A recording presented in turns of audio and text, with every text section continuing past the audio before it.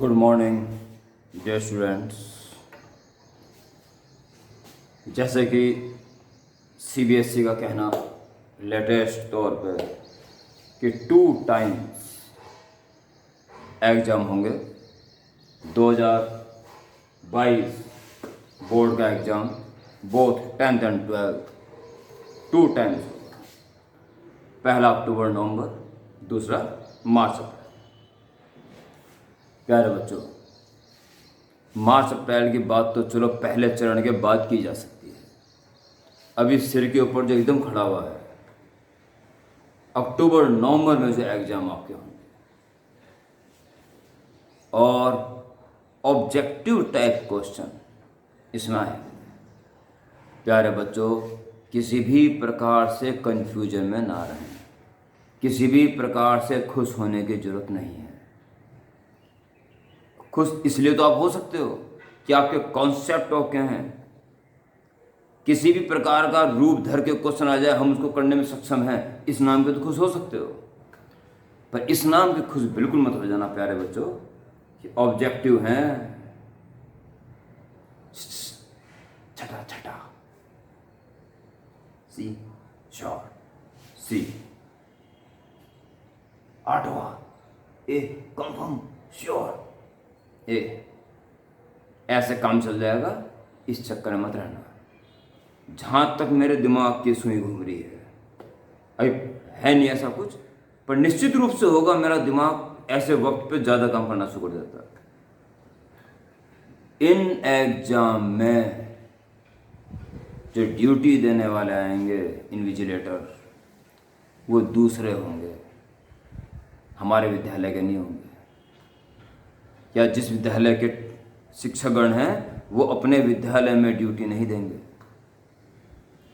निश्चित रूप से बहुत जल्दी इस चीज़ की सूचना आ जाएगी और तब आप आठवां नहीं कर पाओगे। इससे अच्छा बेहतर एक ही ऑप्शन इसका है, केवल एक ऑप्शन। हर चैप्टर को बिल्कुल बेसिकली तुम्हें पता रहता है, हमें ये आ गया कि नहीं आ गया, बड़ी अच्छी तरह पता रहता है। बेसिकली स्ट्रॉन्ग है। मेरा एक प्रिय स्टूडेंट, वो खुद भी शायद इसकी आवाज़ को सुन रहा होगा, विनायक धवन, 2-3 दिन अभी पढ़ाई को रोकना पड़ गया था, मैग्नेटिज्म एंड पे था। तो मैंने यही राय दी कि इतने रिवाइज कर लो और एनसीईआरटी को उठा लो। सारे बेसिकली और कॉन्सेप्चुअल क्वेश्चन जो उसमें है, खास तौर पे एडिशनल एक्सरसाइज, उन क्वेश्चंस को देखें। प्यारे बच्चों, बड़े कॉन्फिडेंटली उसका 2 दिन बाद फोन आया, सर एक के क्वेश्चन ऐसा है जैसे कि वो खुद ही आंसर बोल रहा हो। ये केवल बेसिकली हर चीज जान लेने के कारण संभव हो सका है। अगर आप बेसिकली ना करके किस तरह से एग्जाम के ऊपर पर तैयारी कर रहे हैं कि ये आर्टिकल इंपॉर्टेंट है इसकी तैयारी कर लो, ये डेफिनेशन इंपॉर्टेंट है इसको रट लो, तो ये बातें अब काम आने वाली नहीं है और आनी चाहिए भी नहीं। नॉलेज तो पूरी ही होनी चाहिए।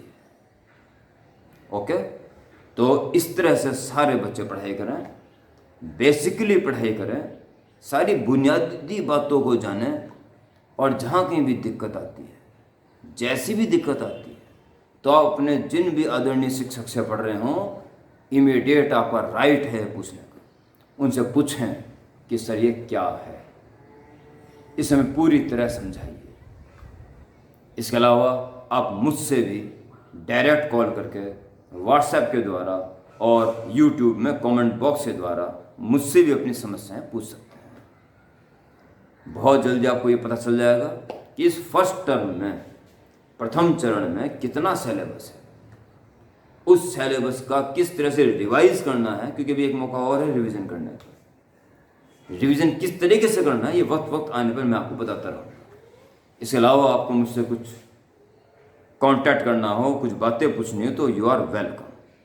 ओके, तो आपके दोनों चरणों में एग्जाम अच्छे हों, नंबर अच्छे आए, ऐसा मैं हर विद्यार्थी के लिए सोचता हूँ। क्योंकि हर एक पढ़ने वाला विद्यार्थी मुझे अपने ही परिवार का एक सदस्य लगता है। आप सबका जीवन मंगलमय हो, आपका रिजल्ट बहुत बेहतरीन आए, ऐसी शुभकामनाएं हैं और भगवान से ऐसी प्रार्थना भी करता हूँ।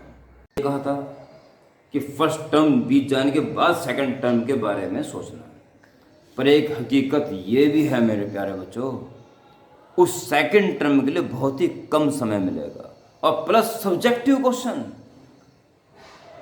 और वो भी कदाचित पूरे सब्जेक्ट के आधे कितने भी, पर सब्जेक्टिव क्वेश्चन। इसका भी एक उपाय आपके पास है। अगर सब्जेक्टिव क्वेश्चन सेकंड टर्म में आ रहे हैं तो तैयारी अभी से करते रहनी पड़ेगी साथ साथ, जो फर्स्ट टर्म को डिस्टर्ब ना करे और सेकंड टर्म की तैयारी भी हो।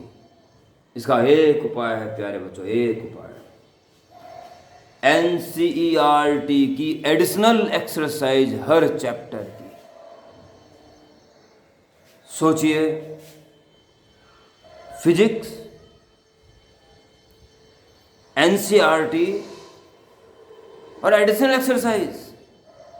प्यारे बच्चों, क्या वो टीचर्स के लिए है या 12th पास करने के बाद के लिए है? अरे भाई सीधी सी बात है, आप अपनी अपनी आत्माओं से पूछो। जो 12वीं कक्षा में पढ़ रहे हैं वे ही तो उनको करेंगे। NCERT के हर एक्सरसाइज के बाद एडिशनल एक्सरसाइज का एक एक क्वेश्चन अवश्य करें और ना आने की स्थिति में अपने शिक्षक गण से अवश्य पूछें। इसका प्रभाव आपको दिखाई देगा सब्जेक्टिव एग्जाम में, टर्म 2 फाइनल में साक्षात इसका प्रभाव दिखाई देगा। अभी से ही जो भी चैप्टर चल रहा हो, खत्म होने वाला हो, उसी एडिशनल एक्सरसाइज हर हाल में करें और किसी परेशानी में अपने शिक्षक गण से पूछें। अल्टीमेट मुझसे भी पूछ सकते हो। ओके, इस बात का खास ध्यान रखना, सेकंड टर्म के लिए अभी से ही ध्यान रखना पड़ेगा। Additional exercise of each chapter NCERT book. Okay, bye.